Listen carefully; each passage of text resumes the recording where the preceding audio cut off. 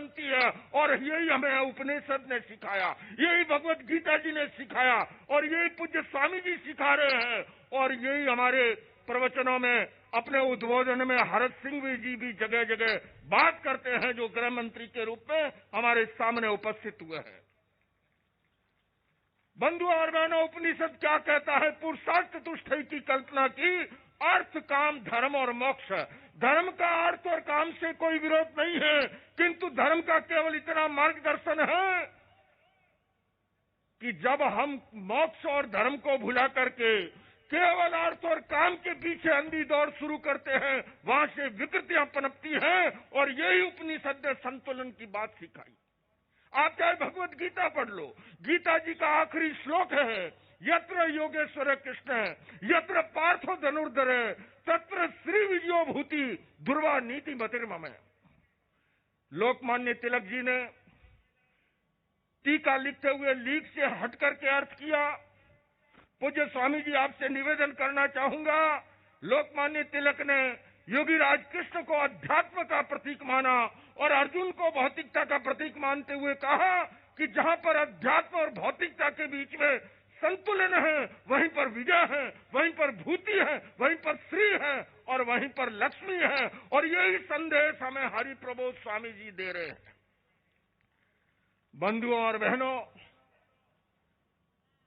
50 kilo के इस शरीर से इतना अनूठा कार्य दुनिया भर के युवाओं को प्रेरित कैसे कर पाते हैं?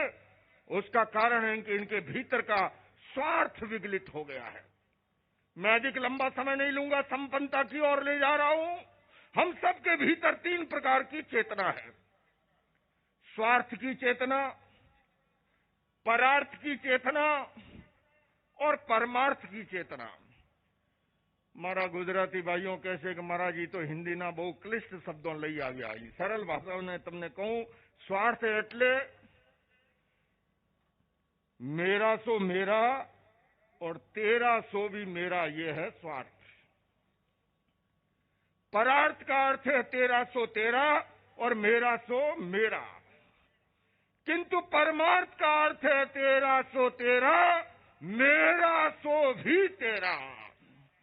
हरि प्रबोध स्वामी जी इसलिए कार्य कर पा रहे हैं कि इनके भीतर का स्वार्थ विगलित हो गया, और जब तक स्वार्थ भीतर में प्रबल होता है, परार्थ और परमार्थ की बात दिखाई और सुनाई नहीं देती है। एक मित्र ने दूसरे मित्र को फोन किया, गलो હું હસમુખભાઈને મોકલું છું, તમે 20 લાખ રૂપિયા આપી દેજો। કે હેલો હેલો હું કહું છું, અવાજ નથી આવતી।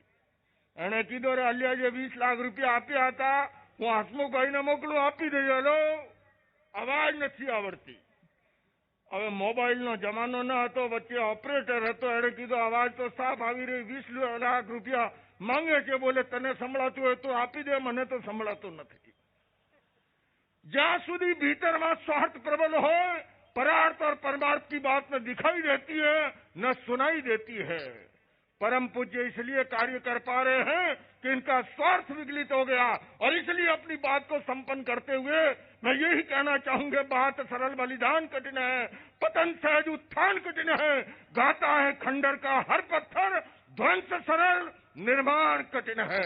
पूज्य स्वामी जी, आप जो निर्माण के कार्य में लगे हैं, जो सृजन के कार्य में लगे हैं, जो उत्थान के कार्य में लगे हैं, और इसलिए आपके सम्मान में कहूंगा, इतिहास कांच के टुकड़ों का नहीं, उज्जवल हीरों का बनता है, और इतिहास घास के तिनकों का नहीं, फौलादी तीरों का बनता है।